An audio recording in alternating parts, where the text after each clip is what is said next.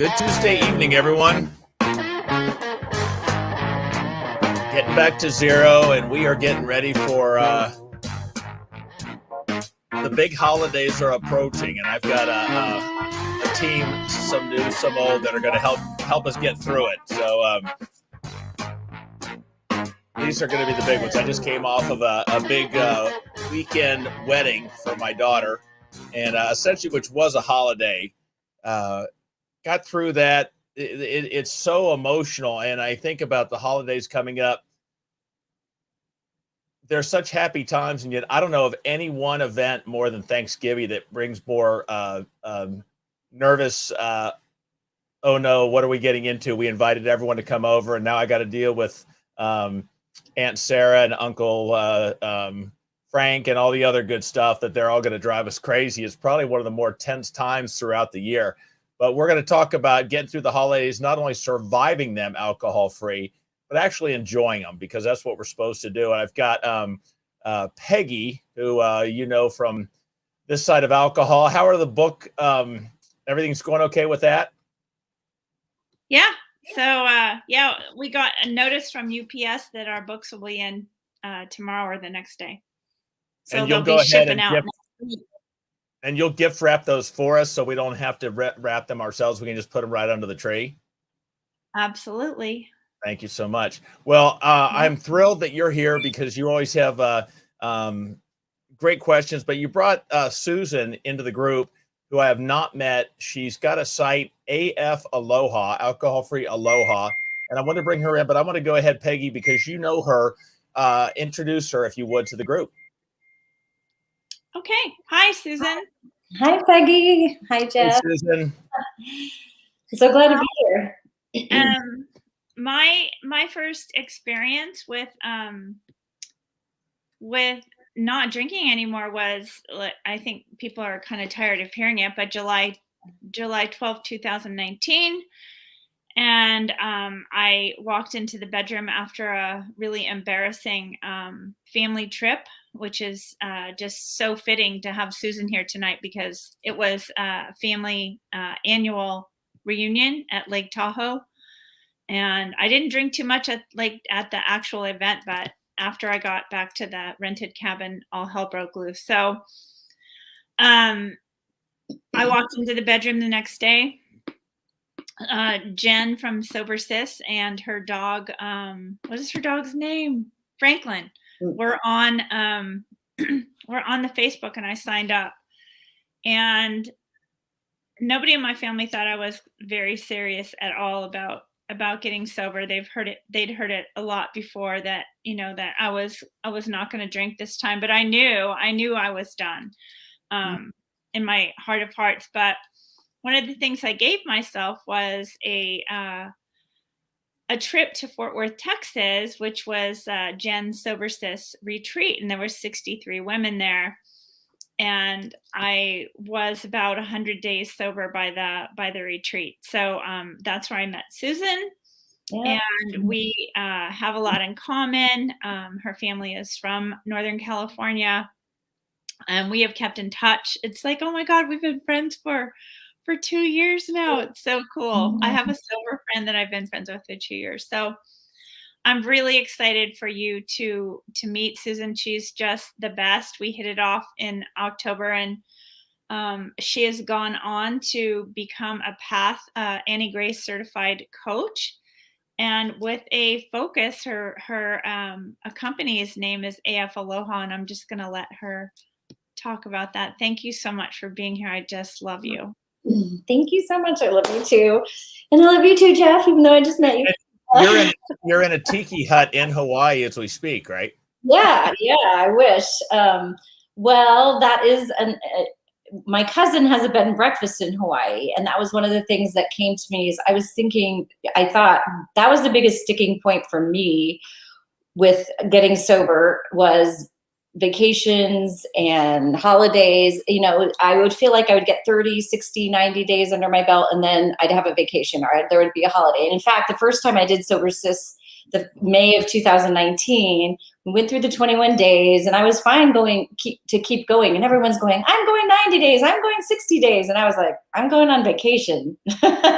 And I was like, I did drink on that vacation. I didn't drink like I normally drank. And that kind of propelled me into a year of trying to moderate, which really didn't work. And the reason why I went back to it time and time again was because of holidays and vacations. And, but I did have that year was a really good year of trial and error to really come to the realization that I can't moderate and I was going to, completely go alcohol free. But everybody has their journey and it takes them, different places. But in the end, what I kept seeing in my own clients and in my comrades in the path, in This Naked Mind was, vacations and holidays really, really are stressors. In fact, I would be in groups where we'd all be alcohol free, and people would be like, this would be like May, and people would be like, I've got a wedding in September. And they'd be like worrying about it in May, because it was such a stressor. So then I thought, how many things start January 1? Yeah. Thanksgiving and Christmas. Those are, on one hand, they are excuses to keep, avoid the inevitable, but they're also, these are the tough ones to get through for a lot of people. These are the ones that are associated with spiked eggnog and drinks. Yeah, definitely. Well, so the program I put together, I'm calling it a 14-day boot camp. I'm thinking of it as like a little boost. It's like you have some alcohol-free time under your belt. You really are doing well. You feel really comfortable being alcohol-free at home, but those looming vacations or those looming holidays are stressing you out and you need a plan. So this is just like it's a 14-day program that can help you formulate a plan, make a plan of how you're going to get through it without drinking. And it's not just about not drinking, it's about how you're going to actually enjoy yourself and prepare for those things and those triggers, because the triggers on vacation or the triggers at holidays are totally different than your daily life triggers. And so it's sort of like taking some time to really prepare for that, and how we set ourselves up with expectations, and some expectation management. We set ourselves up to be the perfect, I think I just posted on my my Instagram, this perfect, 50s lady with the Thanksgiving turkey. And, that's what we expect of ourselves. And then that's what we overdo. And I remember I would start drinking at, 11 when I put the turkey in. By the time I'd get to the dinner, I didn't remember eating. The last couple Thanksgivings when I enjoyed Thanksgiving alcohol free, I was like, wow, I really made some pretty good food here. I don't remember tasting it ever before, to be honest with you. So yeah. My hope, I haven't heard your plan, but my hope is that, and I'm confident it's not, but that you're not going to say, okay, hide, this is how you survive the holidays. I don't want red lights in my life. I want to live. I want to have green lights. I want to enjoy. So that's what I'm looking, and I know that's what you're going to offer, but that's kind of what I was excited about, because I don't want to just avoid everyone and hide and, hey, I got through. It's Monday morning and I made it. I didn't drink and I was miserable and watched the Twilight Zone marathons, which is actually pretty good, 24 hours, by the way. But, I want to enjoy these things. So how do we do that? Absolutely. So we enjoy it by preparing, making a plan. And one of the exercises in my, one of the days is about what I would call these activating questions, which is where you ask yourself the right questions instead of, how am I going to deal with Aunt Sally? She drives me crazy. That's sort of a negative. It's like, how can I show more love? That's what literally my first Thanksgiving, I had 11 days of my in-laws. That's what I wrote on like a little sticky paper, and I kept it in my pocket. It was like, and every time somebody would annoy me, I would pull it out and go, how can I show more love? Just like to keep myself positive and to make sure that you plan things that you enjoy, especially women. I think we just put ourselves in, we do everything for everybody else, and we make sure it's enjoyable for everybody else, but make sure you have created a holiday that you enjoy too, with the things that you enjoy, and you carve out that time for yourself. You carve out the time to go for a walk, get out in nature, Don't forego your own personal routine that you need. And this is including on vacations too. You know, if you have a morning routine, keep with your morning routine. Do the things that nourish you so that you're coming to the holiday your best self. So I put it in the framework. This comes from Brene Brown of a strong back and a soft front and a wild heart. And so that was the framework that I used to put the whole program together. And so strong back is all the planning we do. It's thinking about your triggers, thinking about things that are stressors. You know, we go on vacation and think we're not going to experience any stress, and you know, sometimes Thanksgiving includes travel. So we think, oh, we're going to go and it's going to be great. There's always stress. So plan for that stress and plan for what are the tools you're going to use to deal with that stress. So that's one of the components of the strong back. But then the soft front is exactly what you were talking about, like not going through the holiday zipped up in the front and zipped up in the back, like, how am I going to just get through this like a robot? You know, it's like being open to the experience. And so one of the exercises is for you to write down all the ways that you want to connect with people. What do you want to get out of this holiday? What are the things that you enjoy about the holiday? Who do you want to connect with?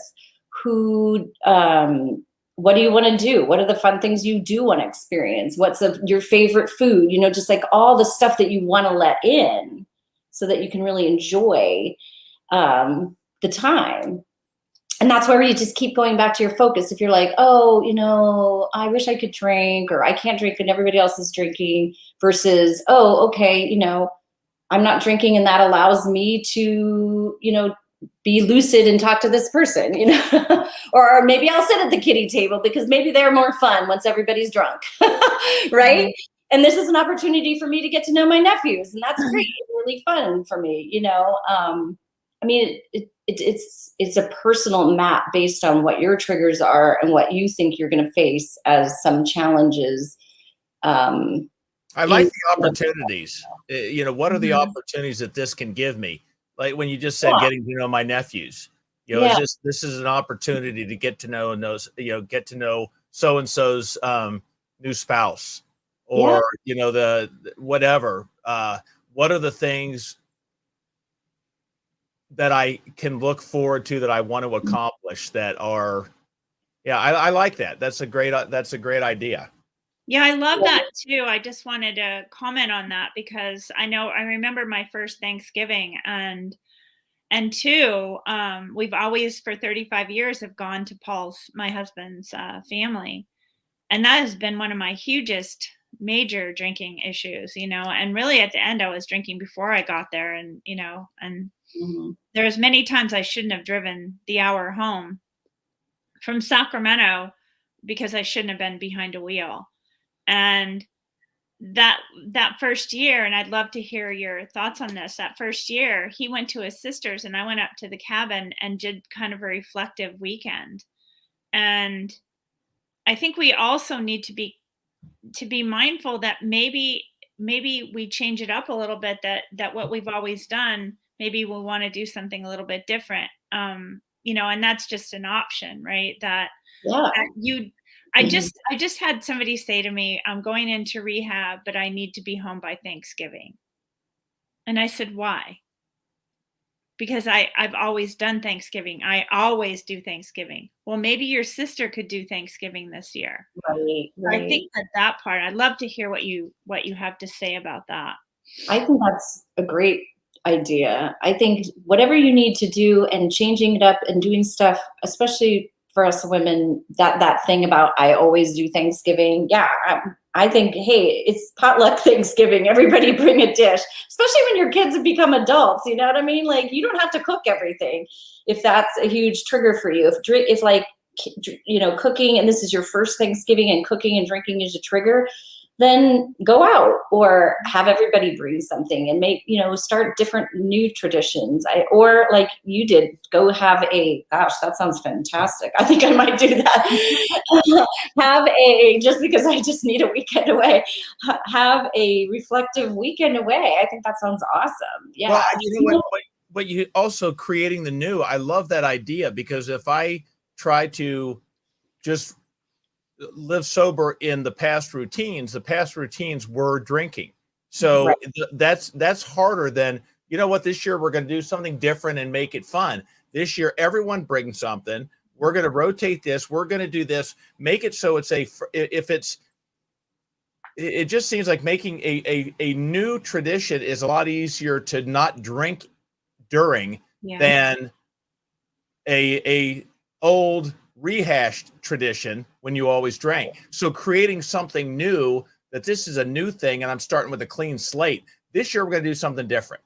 We're going to all do, now I got a walk scheduled at 3, so-and-so, everyone's going to bring something. We got, whatever, these are the events, we've got da-da-da-da-da, and the goals. I like that of making it fresh, because they always say find new people, places, and things. We can't do that with our loved ones, and the holidays are the same, but how the tradition or the circumstances of the holiday, we can make that new. Absolutely. I love that idea. Fun. Or, do the kickball game, or we used to do kickball.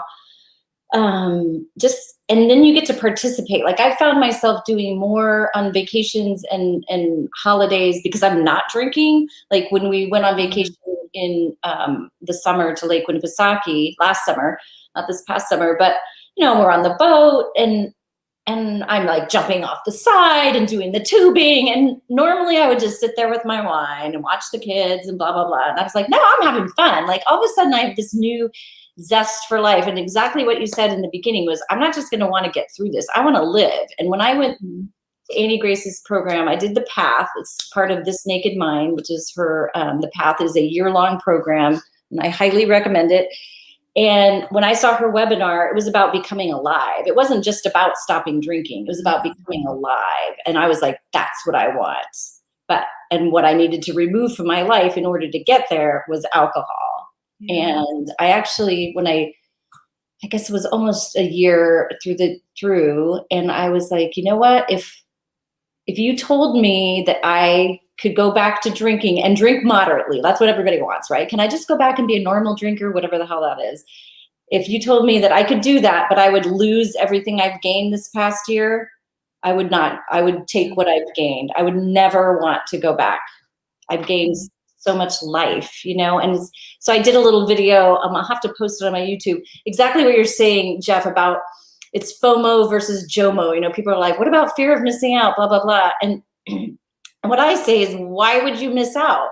Get on in there, sit with your people, and they're drinking, you're not drinking. Who cares? You know what I mean? Like, we don't have to be wallflowers and sit back and go, well, everybody's drinking and I'm not. And, you know what I mean? Like, just get in there and talk to everybody and have fun. It doesn't really matter what's in your glass.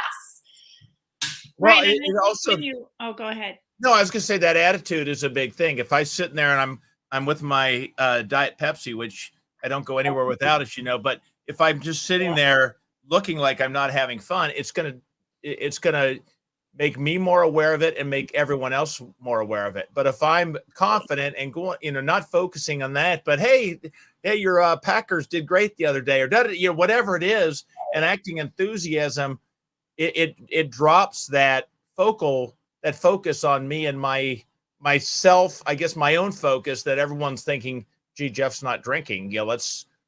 It's putting out that image, and I see it as well as the other people. Yes.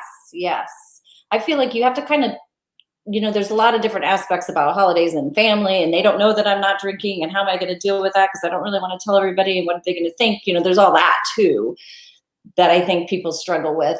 And I think the easiest way to do that, and Annie Grace talks about this too, is, somebody asks you if you want to drink, you just say, oh, I love some sparkling water. And then you just turn the focus on them. People love to talk about themselves, family included.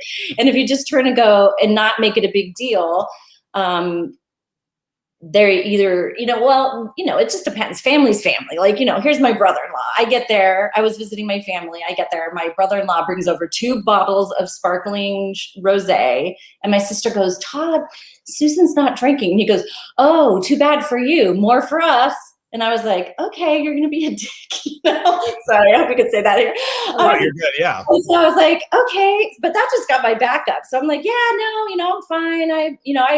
I'm fine with my mocktail, and I got my stuff out and stuff. And of course he proceeds to drink, and then I'm totally fine. And then he falls asleep on the couch because of course he drank too much, And so, but I just had to be like, oh no, it's not a big deal. And maybe I was faking it a little, who knows? But it's important to just be cool with it, with everybody. You know what I mean? I think we teach them how to treat us, and then it was fine. Everybody went about their business. People are drinking, people aren't drinking.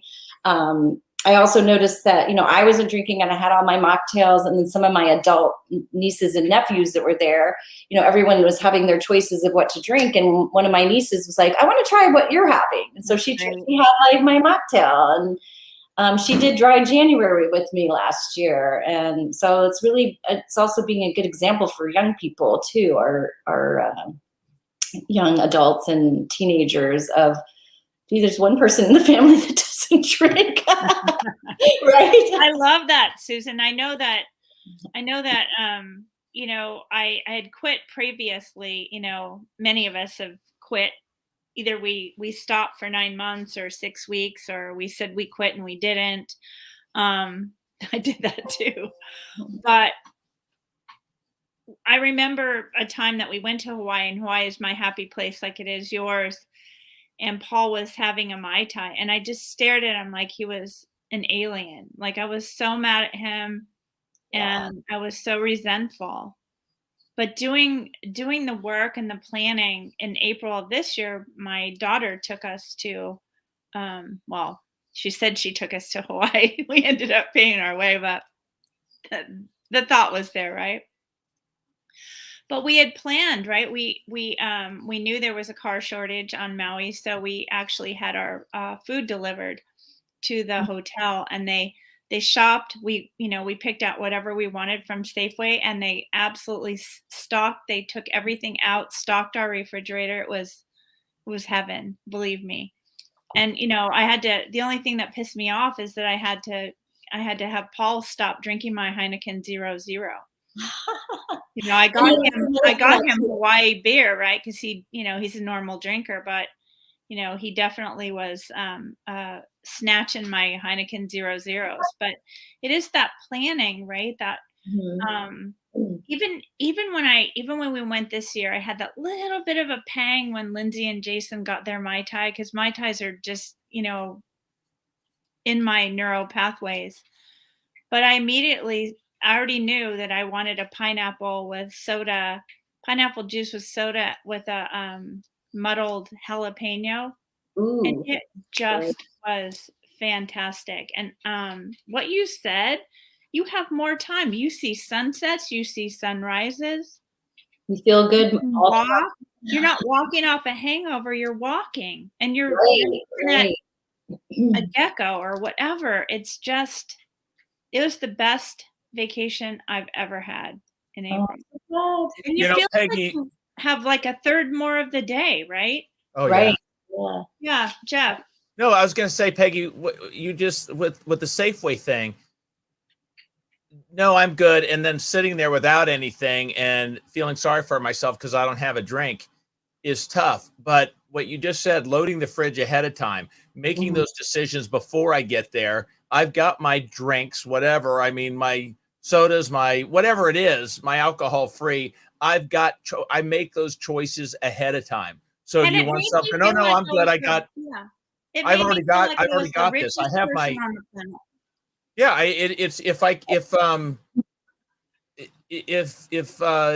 whatever. It's just getting that plan so I don't have to make that decision and go without that. I already have something, and that's someone had said when come up with hey, we got the bubbling whatever, the wine or champagne you want. No, I'm good. I got some. I'm good. Thanks. Hey, did you and not saying, oh no, I'm good. I'm drinking alcohol-free Diet Pepsi because I'm no, I'm great. Thanks. Appreciate it. Hey, did you guys see just changing, but having a plan of how to handle those things.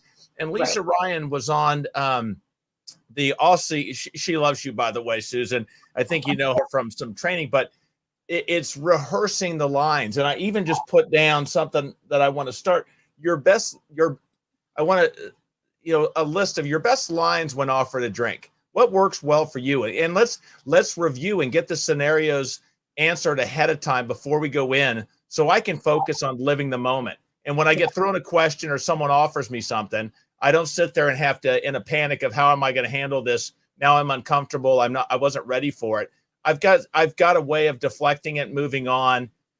And now let's have fun. Yeah. Yes. Having your plan, your excuse, a buddy excuse. This is more for like, if you just go to a bar or something, it doesn't maybe work for an entire vacation or weekend, but a buddy excuse and an escape plan. But definitely having your story. And my story, it evolved. Like at first first of all, I was more of a gray area drinker. So nobody really in my family or anyone I know thought I had a problem. Okay. So then for me to say I'm not drinking, it kind of is like, what's going on? Oh my God. Oh, you feel like people are talking. So it's a little bit different. And so I just framed it with, I'm doing a challenge, or I'm doing a Whole30 in the beginning, or depending on where I was going. These are the different stories. And I joke around that I probably should have no blood left. I was always getting a blood test. I have a blood test tomorrow. I can't drink. It's like, I use that one like a lot. But I finally got to the point where, after about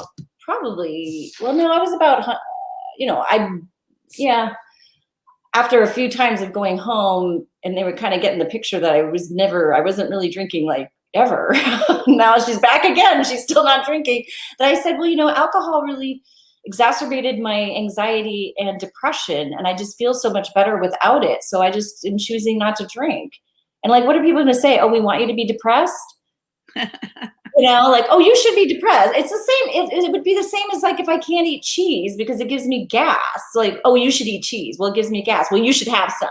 You know what I mean? Like, we want you to have gas. It's also that you're established now. It's easier for you because you're established in your sobriety. For someone I don't like the idea of making the I've got a blood test on Monday excuse for the next 10 years. Right. You can't do but that, at first, we got to get through this. This is like, I don't care what you got to do. This is survival. Yeah, I had all the survival things. Sometimes you just say, no, thanks, I don't feel like it.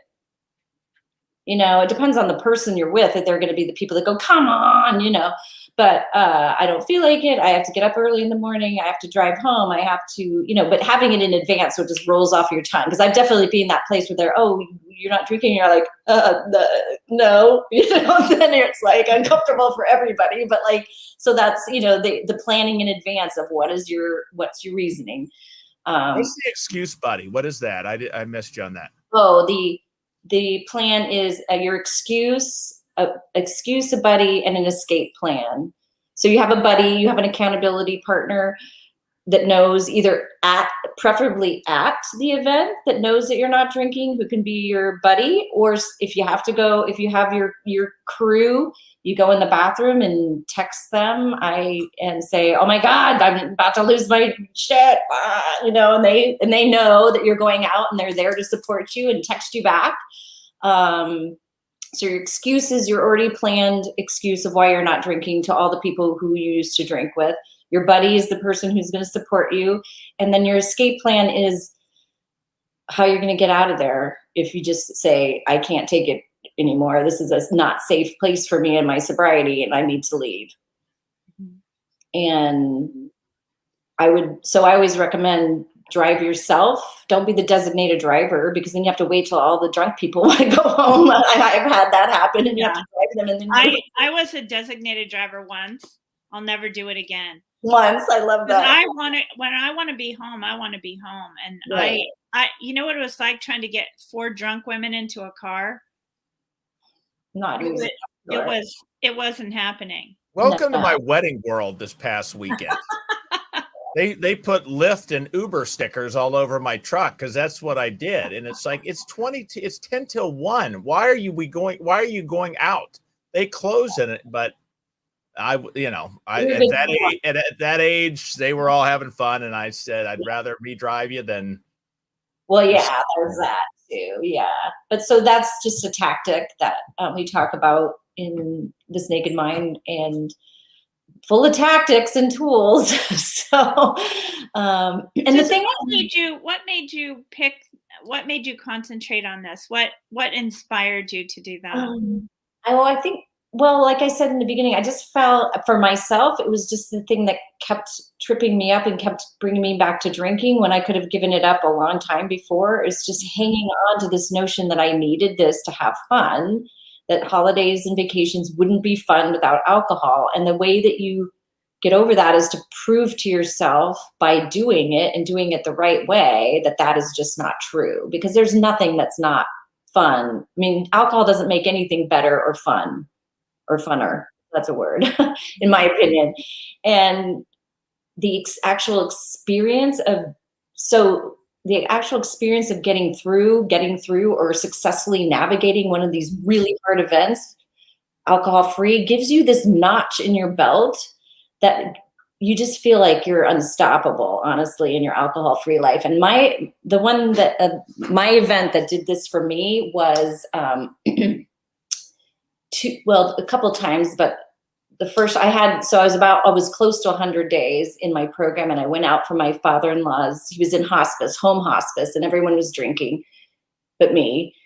And that way, man, I brought my tools. I had a whole dang extra suitcase of tools. You know, I've actually had too many tools, and I was like trying to work too many tools. And what I realized on that vacation, or that not fun event, but it was in California. We were staying in a hotel, so it had a lot of the trappings of a vacation. You know, you're sitting by the pool and all that. But is that I had a lot of tools, but I didn't know how to use them.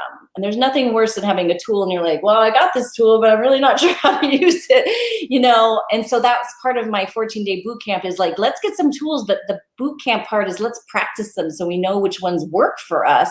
So when we get into a situation, we know which one we're going to whip out for whatever trigger we think we're going to be dealing with. But then we went, after he passed, this is during COVID too. We're all flying during COVID. So then we went back out to California from Connecticut to San Diego, and we had a beautiful service for him on a boat. And we went to Hotel Del, we call it Hotel California because the Del Coronado Island, Hotel Del, gorgeous, sitting out over the beach, gorgeous. And I'm just sitting there going, I'm not drinking. And I was already very firm in not drinking at that point. And, but it wasn't easy. It was frustrating. My husband was drinking. People got in fights. Like, there was all family problems. Like, listen, our bill was $500, and I think we had 2 appetizers. So that's how much drinking was going on. And I was asking for like my mocktails, and finally I just gave up. I was like, no. I mean, everybody, you know how everybody gets when it's like one more, and I was like, I do not need another cranberry and soda. That's fine. I'm just gonna sit and have nothing because I'm just so over it. And that was the time I was driving, so I had to drive everybody home, so I couldn't leave. But after that trip, when I got back and dealing with the stress of the airlines and just getting through it, and I didn't have all these tools, but I got through it, and I kind of bumbled my way through. I just felt like I could do anything alcohol free after that. I honestly did. And so part of my passion about this is to get people the tools, get people to have that great Thanksgiving, that great vacation it's gonna up level your alcohol-free life and your enjoyment and your just joy of knowing, wow, I can live, I can have a great time, and I can do this all alcohol-free, you know? Well, and I think it's so exponential too, right? So, yeah. So if I embarrass myself in front of my family on a vacation, then I would like spend all this time trying to make it up to them, babysit, or maybe I know when we went to Oahu for the first days, we had already made this arrangement that like we would babysit one day because my daughter has 2 sets of twins, so they could go out to dinner. But then we also said there's a couple of nights that we want to just be, but Paul and I just want to be there. So because they like to eat at 9 o'clock, we like to eat at 5 o'clock because we're gray hairs, right? So I think part of when you have this feeling about yourself, then you're more able to express your needs. Yes. And then you're happy instead of trying to please every other person on vacation. I don't know if Jeff, if you had that experience, but you know, that's all I did, and I pleased no one, right? And especially, No, that's so true, and my wife doesn't have a drinking problem, but the meal is how she that's all that you know, that's the main focus, having a quality meal. So that is, she puts that ahead of herself. You know, it's not about her fun of the evening, it's about providing a great spread. And she's a fantastic cook, but she just puts all her effort into the meal for everyone else. And she doesn't, and she gets the enjoyment out of that. But you know, at what price, I guess, would be the thing that, and I tried to do that a little bit this weekend, Peggy, with the weddings. It was, you know, because we're hosting, obviously, the parents of the bride, all the events, and I wanted to just, you know what, I've got friends in town, I've got family in town, I want to enjoy this, you know, I want everyone to have a good time, but I can't ignore Jeff. I got to make sure I have a good time with this. And when I'm doing that, it makes not drinking a hell of a lot easier. Yeah. Did you enjoy yourself? I really did. I had the rehearsal dinner was the only time where I sat around and just had a momentary pity party for myself, because everyone was drinking, everyone was having fun, and the romance of it came back. But I'm much easier to, you know, what's going to happen on the way home. I've practiced. Part of my tools are practicing, rehearsing, so that I can conjure up what's going to happen when I leave there. Right. You know, and because it ain't stopping there. We're getting, you know, and then when I get home and I've got all the, you know, people around, I want everyone to go to bed so I can finally start drinking like I want to drink, and hiding and sneaking, disposing, and, you know, all those things. So it makes it much easier, because I've rehearsed those things in my mind, much easier to conjure up the negatives. I've kind of, you know, a game plan when this comes into mind, you know, the thought to, boy, drinking beer would be fun right now. Go to step 2, go to step 3. So I've actually rehearsed the steps I take, and it made it go away. And then instead of sitting there and just feeling sorry for myself, it was like, you know what? Don't talk to someone you don't want to talk to. Go talk to the people you want to. Let's have fun. Yes. What would Jeff like to do right now? You know what? I already ate, but I'm grabbing more of that stuff because that was good. I'm going to then talk to this person because I want to talk to them. Right. And I had a good time. And that made not drinking simple. Yeah. That's great. And, you know, I had a moment like that where when I went to New York to visit my daughter for dinner, and we were like going into a restaurant, and you can see all the wine. Wine was my thing. You can see all the beautiful glittering wine glasses on the tables like jewels, you know, and, you know, the romance of that. Yeah. And it comes to, but you know what I thought, and this is the analogy I use, it's sort of like being a vegetarian, and you can smell a hamburger and think it smells good, but you just go, well, but I don't eat meat. So it smells good, but I don't eat that. And it's like, that looks beautiful, but I don't drink wine. It's beautiful and enjoy, but that's not for me. You know, and that mind shift finally started clicking in, where now I poured my mom some wine when I was there. I can be around. There's a bottle in the garage right now just because my sister-in-law left it here. It is not a temptation at all. I have no desire to drink it. And I am like in shock that I could ever get to that point. That's the mind shift work that is part of the This Naked Mind curriculum that I love so much, because I didn't want to live wishing I could do something that you can try to deny that burger smelling good. Well, you're lying. It does smell good. It smells good, but I just don't eat it, you know? Acknowledge it, accept it, but I don't eat it. Next, move on. Right. You know, letting it go, acknowledge it, accept it. It's real, but not dwelling on it. And, poor God, that would be so, why can't I? No, you can't. Move. Next. Hey, there's Peggy. Let's go talk to her. Yeah. I love what you said before, Susan, about it really isn't about us. If you've got some really good practice lines, people get over you not drinking right away. They don't care. All you have to do is say, oh my God, your haircut's so cute. And they just start talking about themselves. And I know that I don't want to be the center of attention unless I want to be the center of attention. So just saying, when you go out with your girlfriends and somebody's on Whole30, right? And you see a lavender creme brulee, like my girlfriend Gretchen and I see it at Bella Sienna. We're gonna have the dessert, but you'll also have somebody else in your group say, "I'm on Whole30." Well, who gives a shit if you're on Whole30? Just don't say anything. Don't order the. You don't have to make it about you. Big deal, Right? right? And I don't want. I am so much more than alcohol that Right. I don't want it to be about me. Not. I don't drink. I don't eat sugar. Well, good for you, right? I love it. Yes. Peggy, I didn't know what I was besides alcohol. That was so I love what you're saying, and it's true, but I had to learn what else was there about Jeff other than, oh God, here he comes, hide your cases of beer because they're going to be, we're going to find empties for the next year and a half, hidden throughout the garage.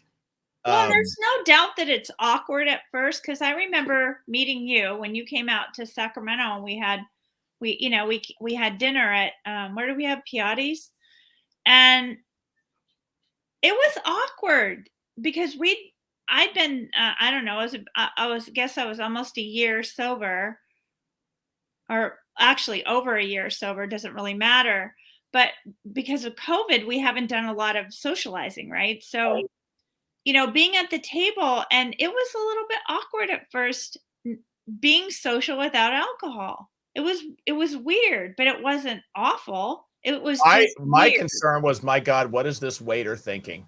Because he's walking back going, well, there's a bunch of alcoholics because every one of them's ordering soda. That was my concern. I wasn't even able to focus on my new friends because I was more concerned with, what is the waiter thinking? For God's sake, someone ordered a hard drink and we just won't drink it so we don't stick out like sore thumbs. Isn't that funny? I do the same thing. Why do we give a crap what the stupid waiter thinks? I do the same thing. Or I'll make a big excuse. Like I'll tell them, my excuse, it's dry February, and I would like a mocktail, and my daughter will look at me, she goes, Mom, you don't have to tell everybody your life story. Just order what you want. If you want a Diet Coke, order a Diet Coke. And I'm like, okay, well, I feel like I do need to tell them my life story, but the waiter does not need to know your name. Yeah, those commercials are so big. Well, I want to run across. I'm gonna turn the banner. What are the sites below? So we've got.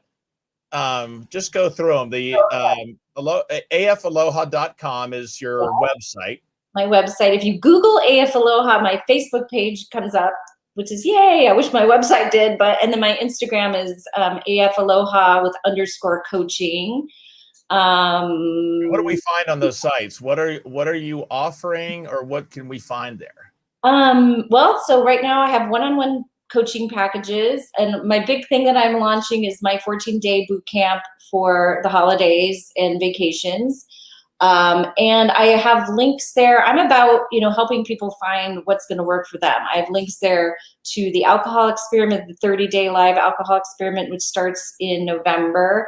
I have a link to the free alcohol experiment. I have a link to the path because I truly believe in it. It's a year-long program, which seems like a huge commitment, but you need a year to get through it all. And it gives you the 3 C's, the content, community, and connection. You get live coaching. It's amazing. So so it's not just about me and what I can offer. It's just about what I have and what resources I have and what I can share with you and anybody. And I have a free discovery call. So if you just want to call and talk to me, I would give you a little bit of coaching. I'll definitely leave you with a tactic or a tool, and also find out a little bit about you and give you some recommendations for what programs might work best for you. Does the boot camp start a certain date, or is that something we could start tomorrow or next Thursday? Well, so this is part of how you learn how to do things. I'm starting this one on November 1st, but from my coaching group, the recommendation was to make it what's called evergreen, which means people can start and do it anytime they want. So I'm hosting this first one with the start date of November 1st. And then I'm going to kind of reconfigure it to where you could start anytime, because it's really hard to anticipate when people are going to have a vacation, you know? And so the content would drip out, but I would still be offering live coaching. So the unique part, I think, of the 14-day boot camp from like many of the other programs is that I'm going to do live group coaching each week with the participants. So you get live coaching from me. And that will also be during the Evergreen. I'm just going to host a weekly live coaching call for people who are in my programs. And so if you're taking the program at that time, you can pop in and do it. So what I am offering is 90-day access. So the program's 14 days, but you have 90 days of access. And during that time, you have access to discounted coaching from me, the live weekly group coachings, and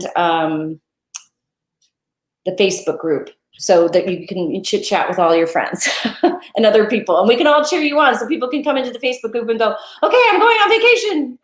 Yeah. So, Beautiful. I love the idea of creating my own situation versus surviving an existing one. I love that idea, because it's like Thanksgiving, we're going to make this one around what's going to work for me and make this fun and unique, and maybe start new traditions. I think that would be easier than trying to change me to an existing.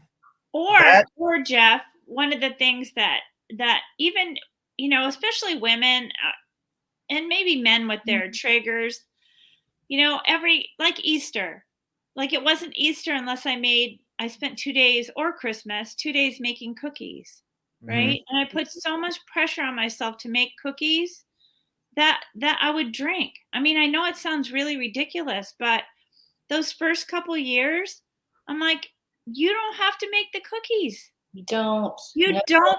I think that's a good bumper sticker. You don't have to make cookies. Right? We We have a beautiful neighbor now that owns a bakery. I went and bought cookies from her shop, right?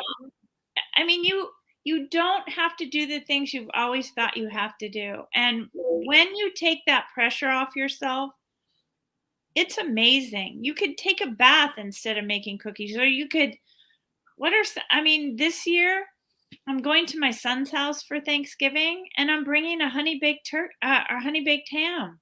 You can get your own. Before I would have spent hours cooking something, and now I'm saying, what can I bring that I can order and pick up for you? Yeah. I mean, if cooking is your thing and you get tons of pleasure out of it, do it. Great. If it's not, then why are you putting that on yourself? One of the days, so the way I've formatted my 14-day boot camp is you learn something and then you do something. So it's kind of like you learn something, and like I said, you try out these tools or tactics so that like when the time comes, you actually know how to use them. And one of the days, the fun day, I think it falls on a Saturday, is don't do anything today you don't want to do.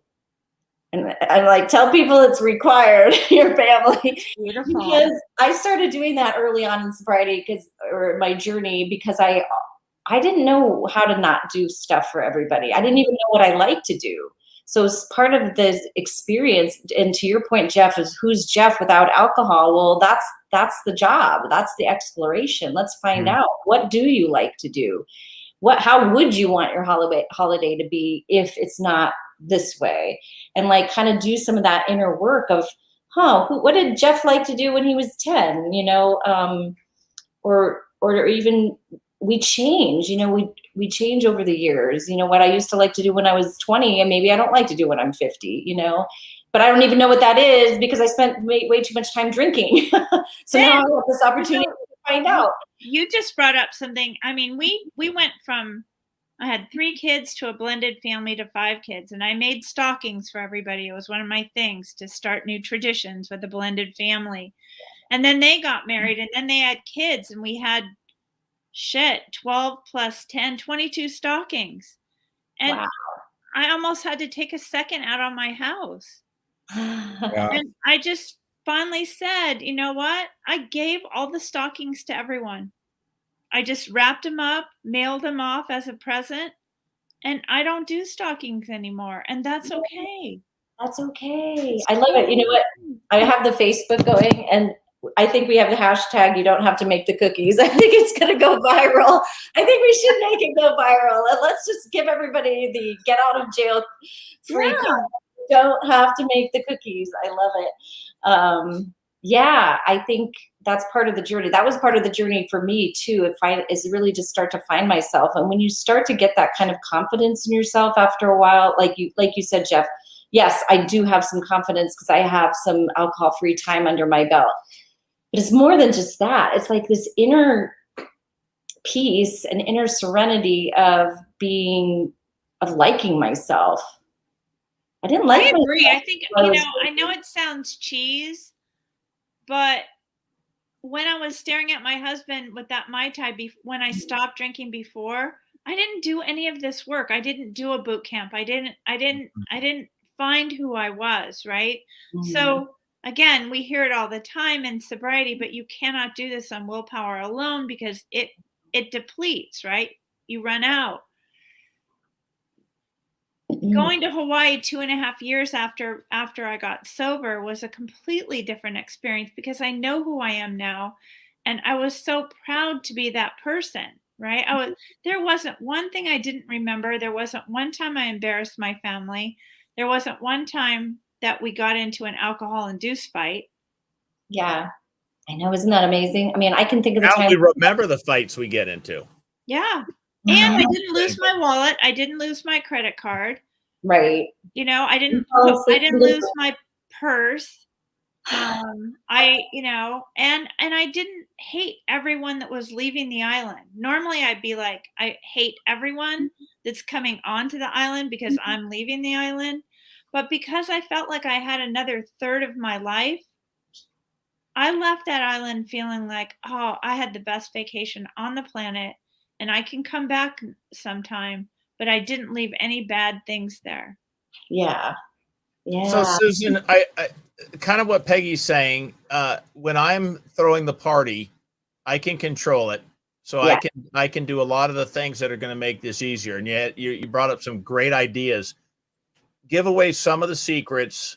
I've got to go to their party and I can't control the things. And now I've got their traditions. How do we survive?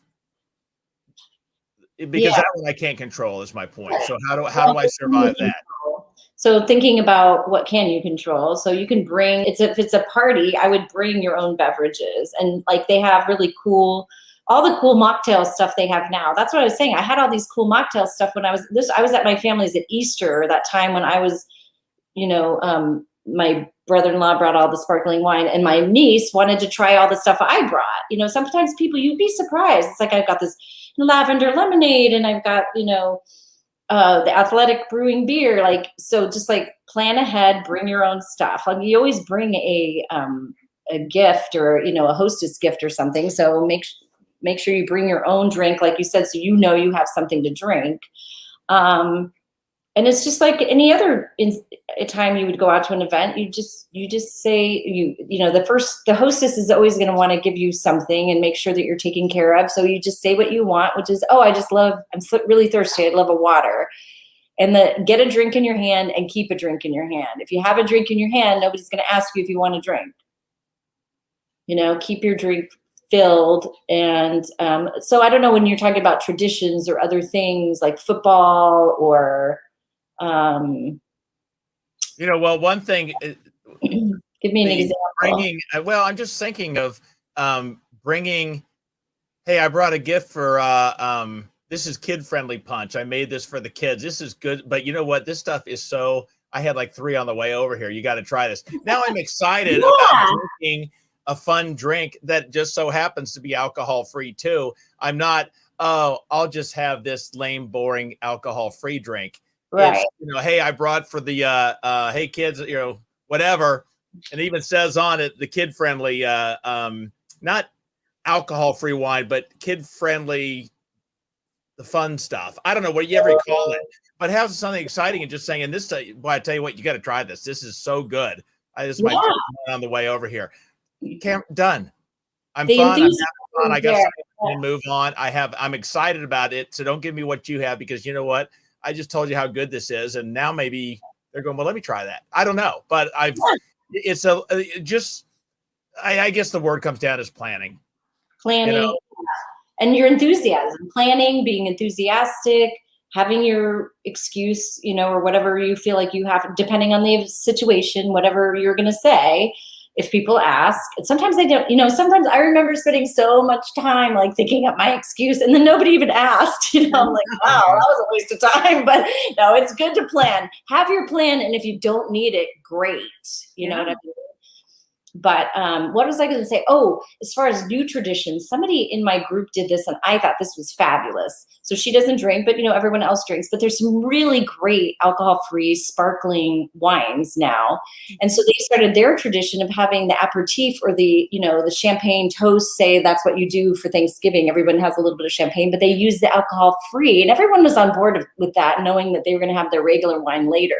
But it's like, oh, we're going to do this new tradition of Martinelli's or whatever, and have that be so that your tradition now, you're bringing your tradition of alcohol-free drinks to the event and making it now a new tradition of like, oh, we always have the alcohol-free sparkling wine before dinner, and then everyone has whatever their beverage of choice is with dinner, and then it's like you're creating a whole new tradition, which is actually a really good example for everyone. You do not need to drink until you're shit-faced at every holiday, and it's a good example for your kids and hopefully for even the rest of the people at your family gathering. Well, and I think the other thing is I'm not a mocktail. I know I don't love the word mocktail. I know I'm offending half the people that are watching right now, but I'm individual. I really am more of that person that is a zero proof cocktail. Yeah. I like the idea of cocktails, but cocktails don't have to have alcohol. And, we're making a couple weeks ago, we made the fever tree, pink grapefruit fever tree with, that's so good. with the Ritual alcohol-free tequila and muddled jalapenos. And then Fancy Sprinkles. I love the company Fancy Sprinkles, and they have an edible glitter. We just tapped in a little bit of the glitter and pushed it around, and it's gorgeous. I'm going to post the picture. It is, and the grandkids, they love spicy stuff too. They're into those stupid, I don't know what they're called, Takis or Talkies or something that they burn your mouth up when you taste them. They probably won't have a stomach by the time they're 12. But yeah, I mean, I don't like the word mocktail. I don't like the word alcoholic. So that's a whole other show. But I love that. That's zero proof cocktail. My sister always wants to do a signature cocktail for Christmas, and we're going out there for Christmas. And I think we're gonna conspire, and the signature cocktail is gonna be a zero proof one because there's so many different options, and then everybody can have it, even the kids. We salted the rim. I mean, you can make it so cool. Fancy. And then if people want to put alcohol in it, fine. But maybe here's this is something. It's delicious, just plain. You can add if you want to add vodka, go ahead with or whatever. But the attitude is another thing because I got a wedding. How am I going to get through it? Because I got to do a toast. Well, what I did at my son's and then again, my daughter's is instead of having, an alcohol-free drink or, I didn't have anything. When I did the toast, I just talked about how much I loved them and how whatever, and here's to them. And I just raised my hand. So everyone join me. Here's to, Galen and Brian. Love you guys. And everyone, it wasn't not the awkward of, having to fake a drink. I just didn't, I'm toasting them. I'm cheering them. Here, I said, here's to them. Here's to you. Cheers. Well, your wife said you knocked it out of the park. Oh, that's so Your wife said you knocked that toast right out of the park. It was, but the point, it wasn't a focal point of, there was how am I going to do this without a drink? This isn't about, I made it that it's not about the drink. This isn't everyone grab your alcohol. And then it was just, hey, everyone, join me in celebrating these two. Yeah. And I want you guys, thanks for being here. Here's to them. Hey, that's a new business we could do. Sober wedding planner. Yeah. Oh my gosh, we don't need any more businesses, right, Peggy? I have so many ideas. I have a whole so you buy your own cookies. You just exactly. you just sell forms to order. Peggy will handle getting you to order your own honey baked ham. Yeah, well, plenty of time. When you go to buy cookies, and I'll tell you how to toast without alcohol. Yeah, absolutely. You know what?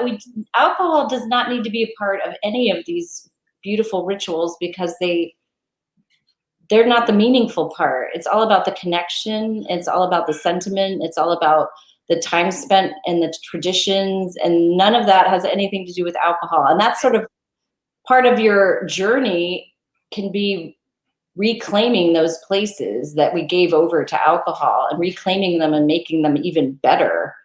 Because even as a joke, I can't think what my daughter loved as a kid, but let's just say it was chocolate milk, that every Sunday we had chocolate milk. In that situation, I could see myself getting some chocolate milk and just saying, you know what, to you, every Sunday there's nothing more fitting I'd like to toast you with than some chocolate milk, because this is what this is what our life was based on. And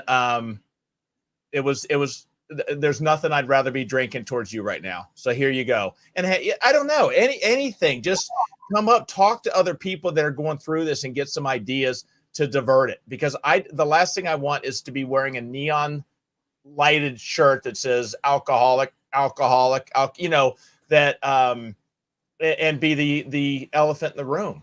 I want that focal to be on me and not what I'm drinking or not drinking. Right. I want the focus to be on the celebration and not what the cocktails are, and the fun of the party and not what the beverages are. Right. Let's create it that way. Instead of waiting and hoping that's going to happen, let's create a party where that is the focal point. Right. But I hate that you worry that you were coming across as like the alcoholic, because I'm pretty sure you're probably coming across as an amazing guy, an amazing man, amazing father. I worry about all that stuff. I know we do, but you know what? I just feel like that's the hurdle we got to get over, and just say, alcohol just already stole too much from us. Let's not have it steal like ourselves. It's definitely improved. I'm just, it's not an overnight occurrence, but it's every day. Success is breeding success in that department. Yeah, every day is people. Yeah. Maybe I'm seeing less and less of it every time I look in the mirror. Maybe no one else is even seeing that, but at least, when I look in the mirror, I'm seeing less and less of what I used to be. That's amazing. That's good. Yeah, I know for me, that, a year and a half, maybe a year ago, when I saw my son, really, he's probably going to kill me, but he doesn't watch this, I don't think, that he's probably going to marry this girl he's dating. And I did, my first, a year ago even, was, oh my God, what are her parents going to think of me because I don't drink? And number two, how can I not drink champagne at the wedding? A year later, it's the furthest thing from my mind. It really, truly is. And that's the gift to all of this for me, is that I don't have those neural pathways anymore. And it's all because of doing the work, the kind of work that you're offering people, the kind of work you did to become a certified coach. I know it was a huge commitment for you. And I am just so proud of you. I'm so proud you're my friend. And thank you. You're so sweet. Yeah. I wish I wasn't so big. Why don't you guys make somebody else big? Well, we're closing out. I'm like, okay, so time for Peggy to be big. So thanks. Thank you so much. I feel like, it's an evolving process, and it just continues. It's really about changing your mindset. I really want to be part of the movement. There's really a movement out there. Look at all of us. And I'll put up the links, and I'll share it on Peggy's page as well as mine, so people can get a hold of you. And like I said, I think I'm going to open up some holiday questions to the group. And let's start helping each other out. Yeah, absolutely. Because I'd rather come home with a lot of tools than I didn't use than What is that? She's crazy. Hey, stay on, you two. Thank you so much, Susan. Fantastic, and so glad to meet you. And we'll get get your information up. I think that would be a lot of fun, and every little bit helps. So, Peggy, always great seeing you as well. Okay. Well, you too. See you And tomorrow we will night. see everyone Thursday evening. Talk to you soon. Okay, Take care, thank everyone. you